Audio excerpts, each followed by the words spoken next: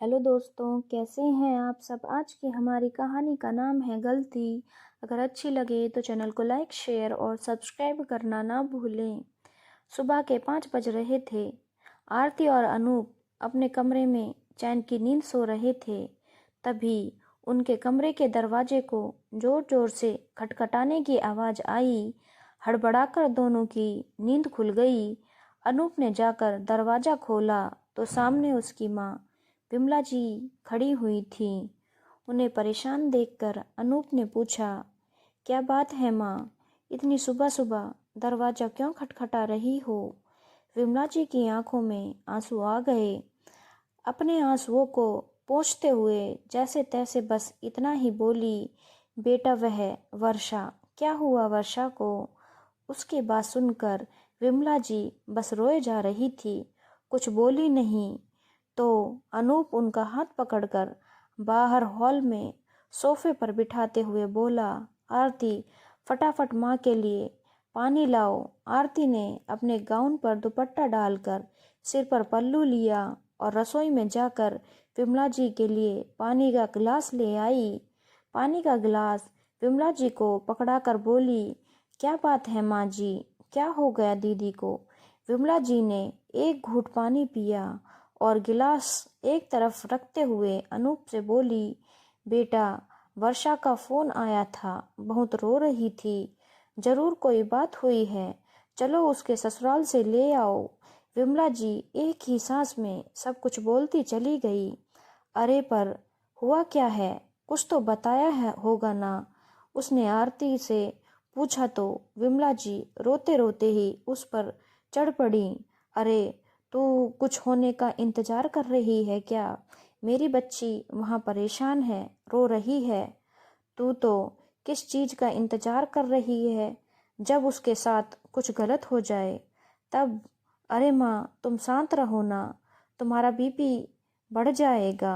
अनूप ने कहा तो विमला जी और चिल्लाते हुए बोली, तू अपनी पत्नी को समझा, यह मेरी नज़रों से दूर हो जाए। मेरी बेटी के लिए हमेशा गलत ही सोचती है, इसे तो बड़ी खुशी हो रही होगी। आज अनूप ने इशारा किया तो आरती अंदर अपने कमरे में चली गई।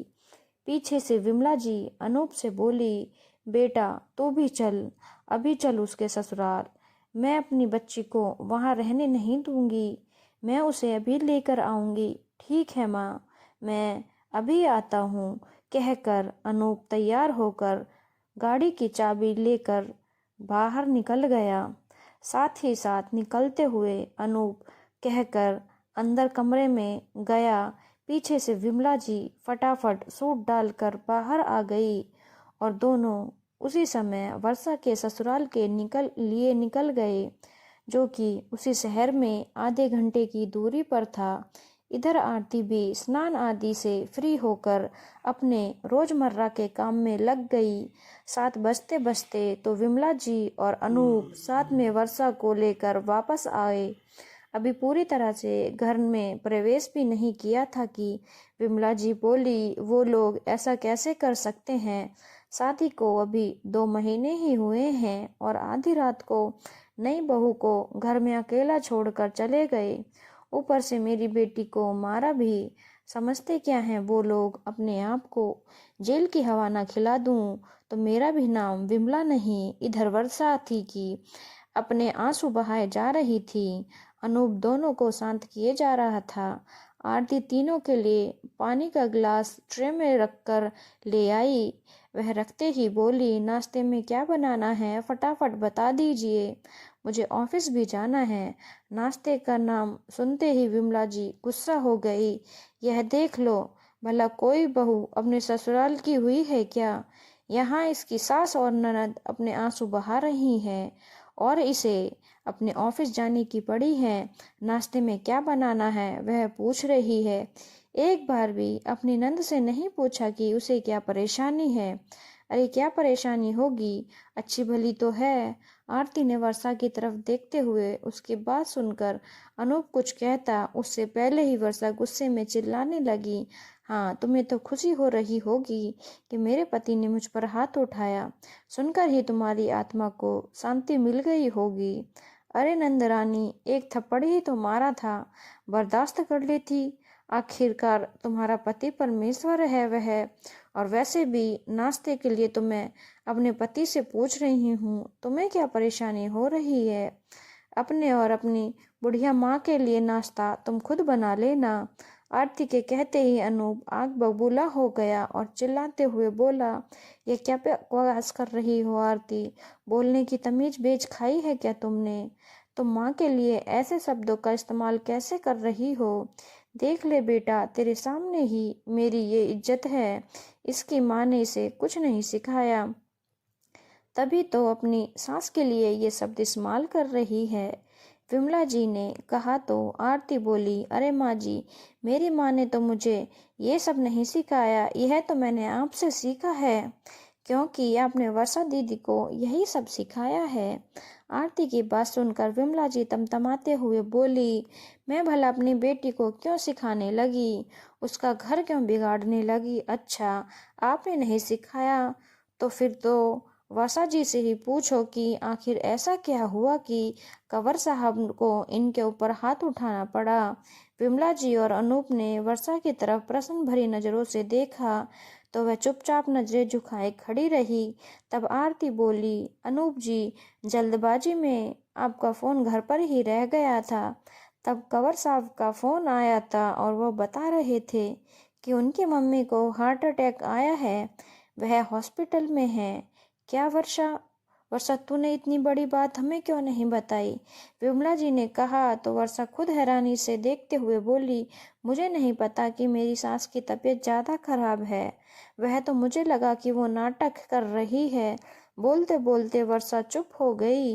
अनूप ने कहा, वर्षा, सच सच बताना, कंवर साहब ने तुझ पर हाथ क्यों उठाया? अब वर्षा के चेहरे पर पसीने की बूंदें चमकने लगी, पर अनूप के डांटने पर बोली, भैया, सुबह 4 बजे ही मेरी सास हमारे कमरे का दरवाजा खटखटाते हुए बोली कि उन्हें घबराहट हो रही है। एक तो मुझे लगा कि मम्मी जी नाटक कर रही हैं, ऊपर से मेरी नींद खराब होने के कारण मेरा मूड खराब हो चुका था। इस कारण जब आपके कंवर साहब अपनी मम्मी को लेकर हॉस्पिटल जा रहे थे तो मेरे मुंह से निकल गया कि बुढ़िया मरती है तो मर जाने दो, कम से कम चैन से तो रहेंगे। बस यही सुनकर उन्होंने मुझे पलटकर थप्पड़ मार दिया। वर्षा की बात सुनकर अनूप को बहुत गुस्सा आया। तुझे शर्म नहीं है इस तरह की बातें करते हुए? ऐसे समय में तुझे अपने ससुराल में होना चाहिए, और तू उन्हें छोड़कर बेवजह का हंगामा करके घर आ गई और हमें भी धोखे से इन सब में शामिल कर लिया। वर्षा ने आशा भरी नजरों से विमला जी की तरफ देखा कि वह कुछ बोलेगी तो विमला जी बोली, अनूप सही बोल रहा है। अनूप इसे अभी के अभी ससुराल छोड़कर रहा। ऐसी बेटी मेरे घर में कोई ज़रूरत नहीं है जो गलती खुद करती है और इल्ज़ाम दूसरों पर लगाती है। पर माँ, वर्षा कुछ बोलने की चाहा तो उसको वर्षा की हिम्मत नहीं हुई कि विमला जी को पलट कर बोले, चाहती है या 4 थप्पड़ लगाऊं? इज्जत से आएगी तो सिर आंखों पर इस तरह हमारे घर में तेरे लिए कोई जगह नहीं। माना कि मेरी जवान कड़वी है, लेकिन मेरी बहू ने भी कभी मुझे से इस तरह से बात नहीं की जैसे तूने की है। आखिर विमला जी से इस तरह का जवाब सुनकर वर्षा को अनूप के साथ अपने ससुराल रवाना होना पड़ा और उसे अच्छे से समझ आ गया कि उसकी गलती में उसका कोई साथ नहीं देगा। धन्यवाद दोस्तों। अगर आपको कहानी अच्छी लगी हो तो चैनल को लाइक, शेयर और सब्सक्राइब करना ना भूलें।